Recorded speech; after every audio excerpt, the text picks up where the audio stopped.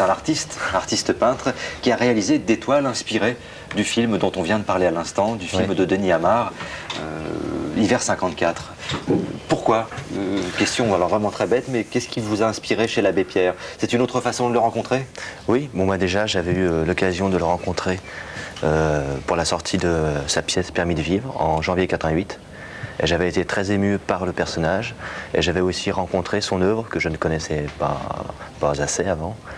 Et donc j'ai eu envie de faire quelque chose avec mes propres armes pour l'abbé Pierre.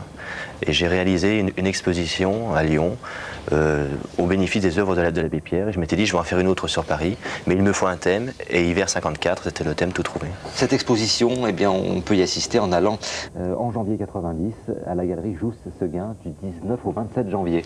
Oui. C'est bien ça. Il y a combien de toiles? Parce que là, on en a 3. Il y en aura à peu près une trentaine. Une trentaine, toutes inspirées du film de Denis Amar. Voilà, et toutes vendues au bénéfice des œuvres de l'abbé Pierre. Ça, c'est sympa. Je pense qu'on a à peu près le même âge. L'hiver 54, nous n'étions pas là. Est-ce que vous avez idée de ce qui s'est passé à travers vos rencontres avec Emmaüs, avec l'abbé Pierre, par rapport à ce qui se passe aujourd'hui? Est-ce que... Bon, c'est vrai que pour moi, il y a une dimension historique, mais j'ai vu le film, j'ai rencontré l'abbé Pierre, j'ai vu ses pièces. Et l'abbé Pierre, ça représente quoi? Pierre Lunel a dit que c'est l'amour fou pour vous. Oui, je trouve que c'était une très très bonne définition.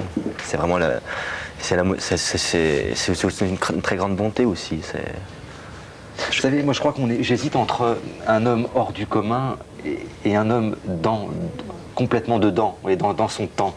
Je ne sais pas quelle est la définition qui lui plairait le plus. Il ne faut pas le canoniser ou il ne faut pas le sanctifier. D'ailleurs, il déteste ça. Oui, il le sera peut-être. Parce que vous savez, quand les médias, vraiment, après 54, montrent sa grande gloire, vraiment, l'ont sanctifié, il faut canoniser l'abbé Pierre, disaient certains journalistes. Il disait, je préfère m'en remettre à Dieu pour plus tard. Et puis, brusquement, exaspéré d'ailleurs, après que vraiment tous les journaux, toutes les radios étaient sur lui, il a dit, foutez-moi la paix.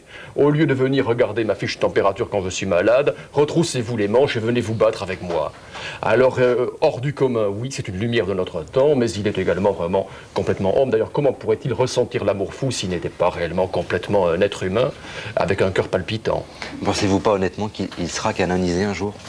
Je dirais que j'en sais rien. C'est comme pour le prix Nobel de la paix. Vous savez, on m'a demandé est-ce qu'il a vraiment souffert de ne pas l'avoir. Je crois qu'il s'en fiche. D'ailleurs, le Dalai Lama, ça représente une cause de résistance contre l'oppresseur. Il voulait lui méditer pour Mandela. Donc Mandela l'a pas eu, il ne l'a pas eu, c'est le Dalai Lama. Et pour la canonisation, c'est pareil. Je crois qu'il s'intéresse vraiment jusqu'au bout de ses forces à lutter contre ce qui n'est pas, contre l'insoutenable, ce qui n'est pas acceptable. Tenez Thierry, vous voulez commencer à prendre une assiette et à la faire passer? Oui. Moi je vais vous amener les autres. Ah, tout à fait. Allez, voilà. Hein? Bon, avec ça. C'est pas mal ça. C'est pas mal. Je fais le service en plus. Et en plus, attention. Voilà. Voilà. Ah, oui, regardez, oui. Si je vous montre pas ce que ça donne, effectivement. Voilà. Hein? Ça c'est facile à réaliser en plus. Voilà Joël. Merci. J'espère que ça vous inspirera, ça vous donnera des forces pour peindre. Hein? Voilà. Merci beaucoup, Gérard. Ça vous paraît c'est une belle nouvelle, ça, que les restaurants donnent... Oui, mais tout à fait. C'était fait à l'initiative de la 5. D'accord, ok. Mais c'est une bonne idée quand même. On s'en fiche, ça sent. Hein? À ce niveau-là, il n'y a pas de concurrence. Allez-y, dites tout ce que vous en pensez. Alors, voyons. Vous n'avez peut-être pas l'habitude, hein? À 11h. Si, manger du jus, c'est vrai. Oui, mais enfin, moi, ça me dérange pas trop, là. J'ai un petit creux.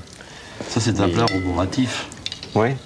Ah, ça réchauffe. Fatigue. Alors, c'est du quoi? Du veau, ça? Non, c'est du porc. J'aurais pas dîné chez vous, hein? Ah oui, je reconnais, là, maintenant. Du jarret. C'est délicieux. Oui, c'est bon. Ça vaut le coup de passer en fin d'émission, finalement, Joël Montigny. Hein? On passe à table. Ah oui, c'est intéressant. On passe à table. Bon, maintenant vous avez goûté le petit vin, Je suis resté toujours sur le Cahors et le château à la Gresette, parce que je trouve que ça va bien avec ce type de plat. Oui. Très bien, ça me semble une bonne idée. Ce qu'on pourrait faire avant de nous séparer, c'est de montrer une fois de plus l'adresse d'Emmaüs, parce qu'ils ont besoin de votre aide. Vous avez été assez nombreux à répondre à la question Minitel, donc prouvez-le, agissez. Emmaüs France 1, passage Sébastien, 75 011 Paris, téléphone 43 57 24 29. Comment est-ce qu'on peut agir concrètement pour les compagnons d'Emmaüs? Vous savez, les compagnons n'acceptent pas d'argent pour eux-mêmes. La loi de la communauté d'Emmaüs qui est très originale. L'argent qu'on leur verse leur sert finalement pour travailler eux davantage et en travaillant davantage de donner le surplus à ceux qui ont encore moins. Donc ce n'est pas un investissement direct dans les communautés. Ça leur permet de développer des activités qui génèrent de l'argent et cet argent, le surplus, va vers les plus misérables. Très bien. Donc pensez aux vêtements aussi, je crois que c'est important. Oui, couverture. Vêtements, couverture, objets de toutes sortes, puisque vous savez que la qualité d'Emmaüs, c'est de pouvoir récupérer toutes sortes d'objets et toutes sortes de produits. Et puis pensez aux enfants sans Noël, pourquoi pas, si vous avez des jouets en bon état, préférence, ça je le rappelle. Oui. On donne ces jouets quand ils sont encore en état de marche. Vous envoyez tout ça aux compagnons d'Emmaüs, ils sauront s'en servir et ils sauront faire le bien autour d'eux, par l'intermédiaire de l'abbé Pierre et de tous ceux qui travaillent dans l'anonymat. L'abbé Pierre, l'insurgé de Dieu, c'est Pierre Lunel qui vous propose de lire cette biographie. Cette biographie, d'un homme extraordinaire aux éditions numéro 1, Stock. Merci Joël Montigny, rendez-vous en janvier 90 à la galerie Jousse-Seguin. Jousse-Seguin. Merci Gérard Vier, vous revenez jeudi? Jeudi, oui. Vous serez le bienvenu, c'est délicieux. Jeudi matin, nous aborderons un autre problème, un problème qui revient régulièrement à la surface. Vous qui êtes historien, vous connaissez les problèmes de la langue française. Oui, mais j'ai été avec Alain Decaux pendant très longtemps. On parlera de l'orthographe. Faut-il réformer ou non l'orthographe? Eh bien, nous poserons la question à Bernard Pivot. Ce sera notre invité jeudi. Passez une bonne journée. Merci d'avoir été des nôtres, d'avoir téléphoné, d'avoir tapé sur votre Minitel. Vous avez été parfait comme d'habitude. Merci, au revoir.